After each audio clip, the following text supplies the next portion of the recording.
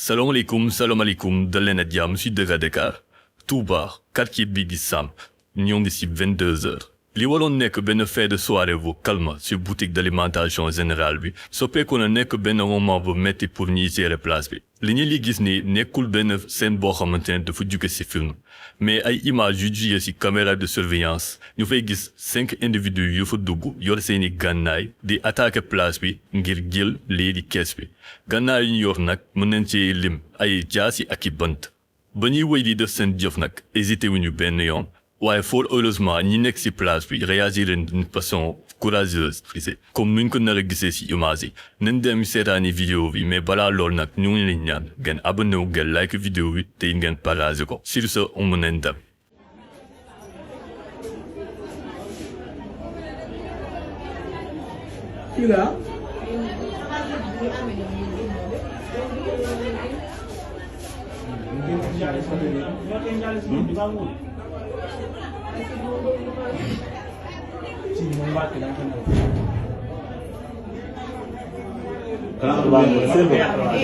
seen oto bi.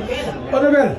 waaw oto benn seen nga. oto bi kay numéro mën nga koo jël ci yeneen caméra yi sa kanam lañ koy jëlee.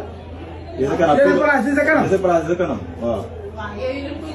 ak place bi ngeen romb. yow koy xaar rek kii nga yaakaar naa ne. xanaa daa gaare di xaar client yi génn ko. te oto bi. daa taxaw doo leen xaar. non oto bi kay daa taxaw ndax oto bi. mbedd bi la génnewaat. voilà est-ce que dañu mën mbedd bi tourné waat. loolu dafa continué de. ah. gis nga yéen.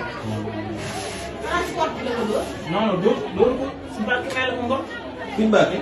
barke bi borom lu xonk lii la ko ngor. gis nga ko. yaa ngi gis. ku doog kii rey na ko de yow. ana waa ji yow. kii ray na kay. waaw.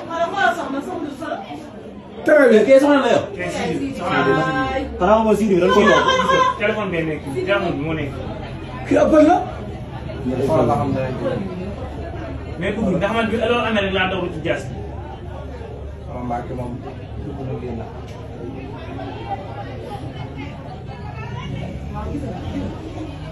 waa ji daa ñëwut gisoo.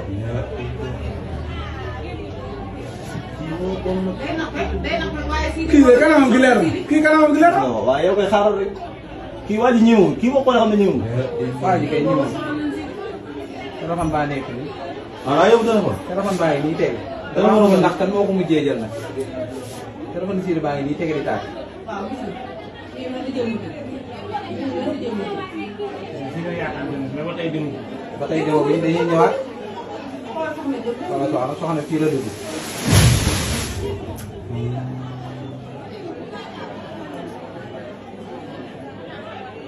Mbacke mi ngi daw.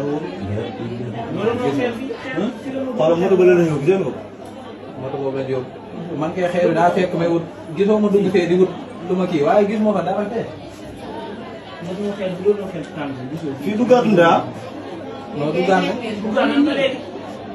du gànn lañ de. wala léegi soxna nit ñi ah après yéen a aywa ah. gis nga fii la sànnee xeer. ay moom mënoo fi am dara fii dugg naa fee ñaareel ba ñett ndax jàll la foofu la war a jël. bon pot weer yi nga war a jël. pot weer yi mayonnaise yi nga war a jël. fan ngeen kay. mais wax nga dëgg waaye kon mais comme ça sax soxna bi nekk boobu dugg naa fee. day ñëwaat ni. ñu bàyyiwuñu. ñu bàyyiwuñu kenn. voilà bi ma yuuxoon nag lan commencé dugg ci biir oto bi. bi ma yuuxoo waaw kay bi ma yuuxoo lan dugg ci biir oto bi. Mbacke moo jël téléphone fii bi. gisoo Mbacke moo jël téléphone fii bi. voilà bi ma yuuxoo lan dugg ci biir oto bi.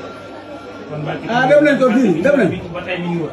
dem leen waa ji dem mooy leen. soxna. Mbacke moo jël waaw mooy soxna jéem naan noonu. gisoo soxna téléphone am fële la ko sànni woon. dem leen demaat nañ dem na loolu di ñëwaat. fi doon ni ñëwatul dem na. dem na ndax bi may génn nii bi may dugg ci biir palaas boobu. comme nuñ ko gisandoowee mbir mi nii la demee affaire nag doon lu doy waar te it daf ñuy interpellé si wàllum insécurité bi si dëkk bi premier constat bi ñuy njëkk a def mu di saluer courage ñi nekk si place yi parce que fi dëgg moo la mën a may capacité pour noo mën a jàmmarloo yenn yu mel nii nu ñu réagiré baax na mais face à une telle situation il est crucial de réfléchir à des solutions pour se protéger voici 5 mesures essentielles à mettre en place pour dissuader ces criminels. Premièrement, le renforcement des comptoirs. L'installation de vitres renforcées ou de barrières physiques crée un obstacle direct et protège l'intégrité des géants.